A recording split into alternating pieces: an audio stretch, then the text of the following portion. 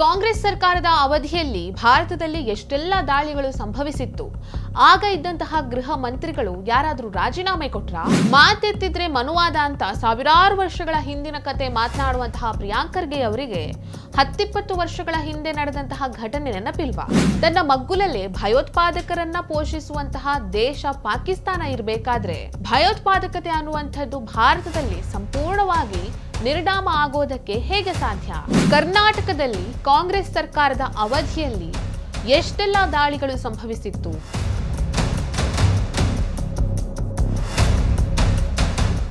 ನಮಸ್ಕಾರ. ದೆಹಲಿ ಸ್ಫೋಟಕ್ಕೆ ಸಂಬಂಧಿಸಿದಂತೆ ಪ್ರಿಯಾಂಕ್ ಖರ್ಗೆ ಅವರು ಕೆಲವೊಂದಿಷ್ಟು ಪ್ರಶ್ನೆಗಳನ್ನ ಕೇಳಿದ್ದಾರೆ. ಪ್ರಶ್ನೆಗಳನ್ನ ಕೇಳಿ ಸಂತೋಷ. ಜನಪ್ರತಿನಿಧಿಯಾಗಿ ಅವರು ಪ್ರಶ್ನೆಗಳನ್ನ ಕೇಳಬೇಕು, ಅವರ ಒಪಿನಿಯನ್ಗಳನ್ನ ಅವರು ಹೇಳ್ಕೊಳ್ಬೇಕು. ಇದರಲ್ಲಿ ಏನೇನು ತಪ್ಪಿಲ್ಲ. ಅವ್ರು ಏನ್ ಪ್ರಶ್ನೆ ಕೇಳಿದ್ದಾರೆ ಅನ್ನೋದನ್ನ ನೀವು ಒಂದ್ಸಲ ನೋಡ್ಕೊಂಡು ಬನ್ನಿ. Or in any other situation in our country, the Home Minister would have resigned.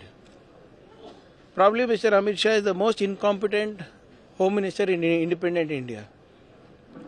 Manipur happened, Delhi riots 2020 happened, Pahalgam happened, Pulwama happened.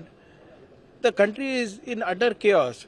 The Home Minister goes to Bihar and other places and openly says that Bangladeshis are coming in, openly says terrorism is on the rise. Then what is he doing? In any other state, he would have been thrown out of the cabinet, in any other country. But he is indispensable because he shares all the secrets of Mr. Modi. I mean, why is he not being held accountable? Why is the Home Minister of India not being held accountable? Is he there only to dislodge state governments? Is he there only to do politics? If he is going to do only that, let him get back to his party fold. What is the point of being the Home Minister of India at what cost? How many more lives should be lost to his incompetence? Sir, you said directly Amit Shah only responsible. Who is the Home Minister, sir? Is Mr. Rahul Gandhi the Home Minister? Is Mr. Kharge the Home Minister? How come that any time any of these incidents happen, the opposition has to answer? Then what is the BJP doing? What is the BJP government doing? How are people coming into India? Why are the borders so porous? How is all this happening? Have you got answers for Pahalgam yet? Have you got answers for Pulwama yet? Have you got answers for Manipur yet? How many times has the Prime Minister visited Manipur? What happened to Delhi? Yeah. And who is responsible then? Is the opposition responsible for this or the Home Minister? ನೋಡಿದ್ರಲ್ವಾ ಪ್ರಿಯಾಂಕ್ ಖರ್ಗೆ ಅವರು ಯಾವ ಪ್ರಶ್ನೆಗಳನ್ನು ಎತ್ತಿದ್ದಾರೆ, ಅಮಿತ್ ಶಾ ಅವರನ್ನ ಯಾವ ರೀತಿ ಅಸಮರ್ಥ ಅಂತ ಹೇಳಿದ್ದಾರೆ ಅಂತ. ಬಟ್ ಈ ಪ್ರಶ್ನೆಗಳ ಇವರ ಹೇಳಿಕೆಗಳ ಹೊರತಾಗಿಯೂ ಕೆಲವೊಂದಿಷ್ಟು ವಾಸ್ತವ ಅಂಶಗಳಿವೆ, ಫ್ಯಾಕ್ಟ್ಗಳಿವೆ. ಅದನ್ನ ಪ್ರಿಯಾಂಕ್ ಖರ್ಗೆ ಅವರು ನೋಡಬೇಕು. Just take a look at them. ಕೇಂದ್ರದಲ್ಲಿ ಕಾಂಗ್ರೆಸ್ ಆಡಳಿತ ಇದ್ದಾಗ ಕೆಲವೊಂದಿಷ್ಟು ಭಯೋತ್ಪಾದಕ ದಾಳಿಗಳಾಗಿತ್ತು. 2005ರಲ್ಲಿ ದಿಲ್ಲಿ ಸರಣಿ ಸ್ಫೋಟಗಳು ಸಂಭವಿಸಿದ್ದು.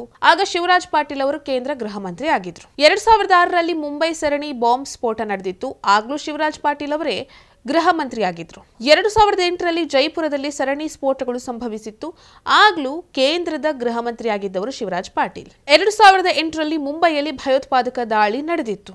ಆ ಸಂದರ್ಭದಲ್ಲಿ ಗೃಹ ಮಂತ್ರಿಯಾಗಿದ್ದವರು ಶಿವರಾಜ್ ಪಾಟೀಲ್ ಅವರು. ಈ ದಾಳಿಯ ನಂತರ ಪಿ ಚಿದಂಬರಂ ಅವರು ಡಿಸೆಂಬರ್ 1, 2008ರಂದು ಹೊಸ ಗೃಹ ಸಚಿವರಾಗಿ ಅಧಿಕಾರವನ್ನು ವಹಿಸಿಕೊಂಡ್ರು.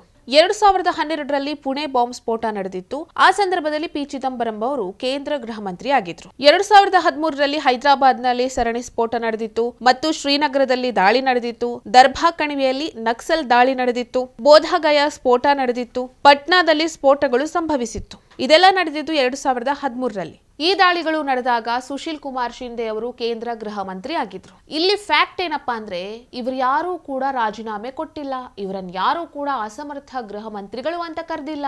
ಈ ಭಯೋತ್ಪಾದನೆ ಅನ್ನುವಂಥದ್ದನ್ನ ಬುಡ ಸಮೇತ ಕಿತ್ತು ಹಾಕೋದಕ್ಕೆ, ಒಂದು ದೇಶದಲ್ಲಿ ಭಯೋತ್ಪಾದಕ ದಾಳಿನೇ ನಡೆಯದೇ ಇದ್ದ ಹಾಗೆ ನೋಡ್ಕೊಳ್ಳೋದಕ್ಕೆ ಯಾವುದೇ ದೇಶದ ಪ್ರಧಾನಿಯಿಂದಲೂ, ಅಧ್ಯಕ್ಷರಿಂದಲೂ, ಗೃಹ ಸಚಿವರಿಂದಲೂ ಸಾಧ್ಯ ಇಲ್ಲ.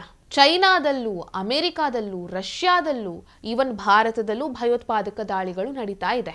ಜಗತ್ತಿಗೆ ದೊಡ್ಡಣ್ಣ ಆಗಿರುವಂತಹ ಅಮೆರಿಕಾದಿಂದಲೂ ಈ ಭಯೋತ್ಪಾದಕ ದಾಳಿಯನ್ನ ಸಂಪೂರ್ಣವಾಗಿ ಬುಡ ಸಮೇತ ಕಿತ್ತು ಹಾಕೋದಕ್ಕೆ ಸಾಧ್ಯ ಆಗ್ತಿಲ್ಲ. ಭಾರತದಿಂದಲೂ ಇದು ಸಾಧ್ಯ ಆಗ್ತಿಲ್ಲ. ಯಾಕಂತ ಹೇಳಿದ್ರೆ ನಮ್ಮ ಮಗ್ಗುಲಲ್ಲೇ ವಿಷ ಕಾರುವಂತಹ ಒಂದು ದೇಶವನ್ನ, ಭಯೋತ್ಪಾದಕರಿಗೆ ಹಾಲೆರೆದು ಪೋಷಿಸುವಂತಹ ಒಂದು ದೇಶವನ್ನ ನಾವಿಟ್ಕೊಂಡಿದ್ದೇವೆ. ಆ ದೇಶ ನಮ್ಮ ಮಗ್ಗುಲಲ್ಲೇ ಇದೆ. ಹಾಗಾಗಿ ಭಾರತದಲ್ಲಿ ಆಗಾಗ ಭಯೋತ್ಪಾದಕ ದಾಳಿಗಳು ಆಗ್ತಾ ಇರುತ್ತೆ. ಇದು ಸೆಂಟ್ರಲ್ ಬಗ್ಗೆ ಮಾತನಾಡಿ ಆಯಿತು. ಈಗ ನಮ್ಮ ರಾಜ್ಯದ ಬಗ್ಗೆ, ಕರ್ನಾಟಕದ ಬಗ್ಗೆ ಮಾತನಾಡೋಣ. 2014ರಲ್ಲಿ ಚರ್ಚ್ ಸ್ಟ್ರೀಟ್ ನಲ್ಲಿ ಸ್ಫೋಟ ಸಂಭವಿಸಿತ್ತು. ಆಗ ಕರ್ನಾಟಕದ ಗೃಹ ಸಚಿವರಾಗಿದ್ದವರು KJ ಜಾರ್ಜ್ ಅವರು. 2005ರಲ್ಲಿ ಇಂಡಿಯನ್ ಇನ್ಸ್ಟಿಟ್ಯೂಟ್ ಆಫ್ ಸೈನ್ಸ್ ಮೇಲೆ ದಾಳಿ ನಡೆದಿತ್ತು.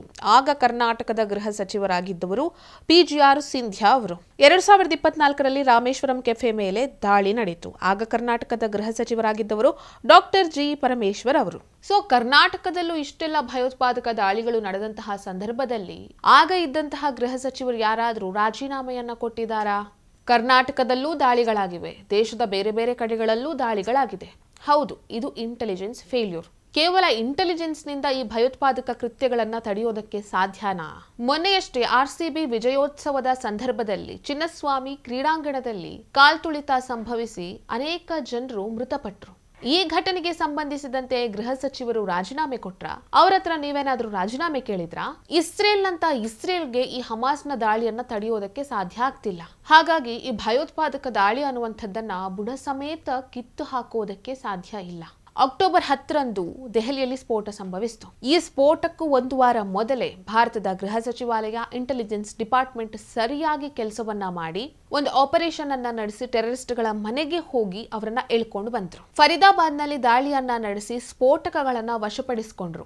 ಅದಾದ್ಮೇಲೆ ದೆಹಲಿ ಸ್ಫೋಟದ ಸೂಸೈಡ್ ಬಾಂಬರ್ನ ಮನೆಗೂ ಹುಡ್ಕೊಂಡು ಹೋಗಿದ್ರು. ಒಂದು ವೇಳೆ ಈ ಆಪರೇಷನ್ ನಡೆಯದೇ ಇರ್ತಿದ್ರೆ ಭಾರತದ ಎಷ್ಟು ಕಡೆಗಳಲ್ಲಿ ಈ ರೀತಿ ಸರಣಿ ಸ್ಫೋಟಗಳು ಸಂಭವಿಸ್ತಾ ಇತ್ತೋ ಏನೋ. ಇಷ್ಟೆಲ್ಲ ಮಾಡಿದ್ರು ಕೂಡ ಪ್ರಿಯಾಂಕ್ ಖರ್ಗೆ ಅವರು ಅಮಿತ್ ಶಾ ಅವರಿಗೆ ಅಸಮರ್ಥ ಗೃಹ ಸಚಿವರು ಅಂತ ಕರೀತಾರೆ.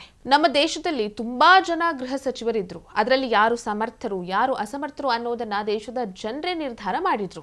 ನೀವು ಮಾತೆತ್ತಿದ್ರೆ ಮನುವಾದ ಅಂತ ಹೇಳಿ ಸಾವಿರಾರು ವರ್ಷಗಳ ಹಿಂದಿನ ಕಥೆಯನ್ನೇ ಮಾತನಾಡ್ತೀರಿ.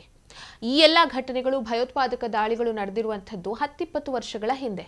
ಇದ್ರ ಬಗ್ಗೆ ನಿಮ್ಗೆ ಇನ್ನೂ ಗೊತ್ತಿಲ್ಲ ಅಂತ ಹೇಳಿದ್ರೆ ನಿಜಕ್ಕೂ ಆಶ್ಚರ್ಯ ಆಗುತ್ತೆ. ಈ ವಿಡಿಯೋ ನಿಮಗೆ ಇಷ್ಟ ಆಗಿದ್ದಲ್ಲಿ ಲೈಕ್ ಮಾಡಿ, ಶೇರ್ ಮಾಡಿ, ಕಮೆಂಟ್ ಮಾಡಿ. ನೀವೇನು ನಮ್ಮ ಹೊಸದಿಗಂತ ಡಿಜಿಟಲ್ ಚಾನೆಲ್ ಅನ್ನು ಸಬ್ಸ್ಕ್ರೈಬ್ ಮಾಡಲಿಲ್ಲ ಅಂದರೆ ದಯವಿಟ್ಟು ಸಬ್ಸ್ಕ್ರೈಬ್ ಮಾಡಿ. ಹೆಚ್ಚಿನ ಮಾಹಿತಿಗಾಗಿ ಪಕ್ಕದಲ್ಲಿರುವಂತಹ ಬೆಲ್ ಐಕನ್ ಅನ್ನು ಪ್ರೆಸ್ ಮಾಡಿ.